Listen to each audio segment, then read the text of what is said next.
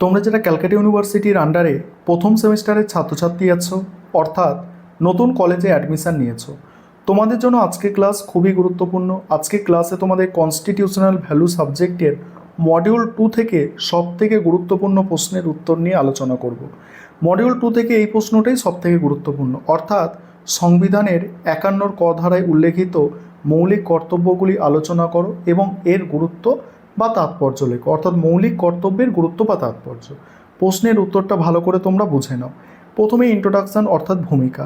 ভারতের মূল সংবিধানে নাগরিকদের জন্য মৌলিক কর্তব্যের উল্লেখ ছিল না। পরবর্তীকালে গণতান্ত্রিক ব্যবস্থায় অধিকার ও কর্তব্যের ভারসাম্য রক্ষার উদ্দেশ্যে 1976 সালে সর্দার শরণ সিং কমিটির সুপারিশের ভিত্তিতে 42তম সংবিধান সংশোধনের মাধ্যমে সংবিধানে মৌলিক কর্তব্যসমূহ অন্তর্ভুক্ত করা হয়েছে। প্রাক্তন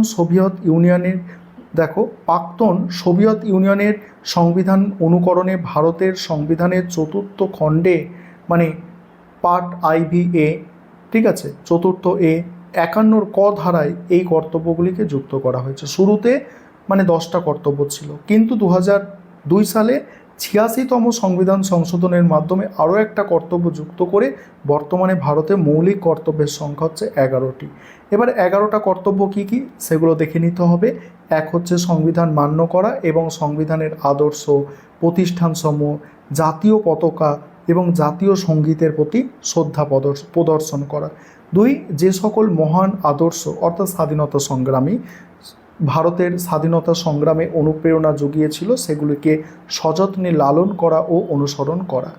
তারপরে ভারতবর্ষের সার্বভৌমত্ব, ঐক্য, সংহতিকে সমর্থন করা ও সযত্নে রক্ষা করা, দেশ রক্ষা করা এবং জাতীয় সেবামূলক কাজের জন্য সরকার কর্তৃক আদিষ্ট হলে আত্মনিয়োগ করা। আদিষ্ট হলে সরকার কর্তৃক যদি ডাকা হয় দেশে রক্ষার কাজে, তাহলে তোমায় যেতে হবে। ধর্মীয়, ভাষাগত, অঞ্চলগত বা শ্রেণীগত বিভেদের ঊর্ধ্বে উঠে ভারতের সকল মানুষের মধ্যে ঐক্য, ভ্রাতৃত্ববোধ গড়ে তোলা এবং নারীর মর্যাদাহানিকর সকল প্রথা বর্জন করা। ভারতের মিশ্র সংস্কৃতির গৌরবময় ঐতিহ্যকে সম্মান করা ও সংরক্ষণ করা। বনভূমি, হ্রদ, নদী ও বন্য প্রাণী সহ প্রাকৃতিক পরিবেশের সংরক্ষণ ও উন্নতি সাধন করা এবং সকল জীবজন্তুর প্রতি সহানুভূতিশীল হওয়া। 8 হচ্ছে বৈজ্ঞানিক দৃষ্টিভঙ্গি, মানবতাবাদ, অনুসন্ধিৎসা ও সংস্কারমুখী মনোভাবের বিকাশ সাধন করা। 9 হচ্ছে জাতীয় সম্পত্তি রক্ষা করা, সর্বপ্রকার হিংসাত্মক কাজ থেকে বিরত থাকা। 10 হচ্ছে ব্যক্তিগত ও যৌথ উদ্যোগে সকল ক্ষেত্রে চরম উৎকর্ষ সাধনের চেষ্টা করা, যাতে জাতির নিরন্তর প্রগতির পথে এগিয়ে যেতে পারে। জাতি হচ্ছে দেশ। 6 থেকে 14 বছর বয়সী শিশুদের শিক্ষাদানের ব্যবস্থা করা। এটা হচ্ছে পিতামাতা বা অভিভাবকের মৌলিক কর্তব্য।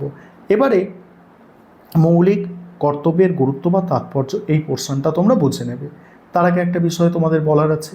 তোমরা যারা নতুন কলেজে অ্যাডমিশান নিয়েছো, তোমাদের এই কনস্টিটিউশনাল ভ্যালু সাবজেক্ট প্রত্যেককে 50 নম্বরে পরীক্ষা দিতে হবে। 25 নম্বরের 2টো প্রশ্ন তোমাদের অ্যান্সার করতে হবে, আর ভালো করে গুছিয়ে প্রশ্নের উত্তরগুলো লিখতে হবে। তোমাদের জন্য অনলাইন কোচিং ক্লাস চলছে। তোমরা যদি কেউ পেইড ব্যাচে অ্যাডমিশান নিতে ইচ্ছুক থাকো বা আমাদের থেকে স্টাডি মেটেরিয়াল অর্থাৎ PDF নোটস কিনতে চাও, তাহলে তোমরা স্ক্রিনে দেওয়া নম্বরে যোগাযোগ করতে পারো। এবারে মৌলিক কর্তব্যের গুরুত্ব বা তাৎপর্য বুঝে নাও। প্রথম পয়েন্ট হচ্ছে অধিকার ও কর্তব্যের সুষ্ঠু সমন্বয়। অধিকার এবং কর্তব্য হলো মুদ্রার এপিটোপিট। সংবিধানে মৌলিক অধিকারের সন্নিবেশিত হওয়ার ফলে নাগরিকদের মধ্যে এই সচেতনতা বৃদ্ধি পেয়েছে যে রাষ্ট্র প্রদত্ত অধিকারগুলি অবাধ নয়। নাগরিকরা যেমন রাষ্ট্রের কাছ থেকে অধিকার ভোগ করে, তেমনি রাষ্ট্রের প্রতি তাদেরও কিছু আবশ্যিক দায়িত্ব পালন করতে হবে। এবার হচ্ছে খ হচ্ছে দেশপ্রেম ও জাতীয় ঐক্যের বিকাশ। এই কর্তব্যগুলি নাগরিকদের মনে দেশপ্রেম ও জাতীয়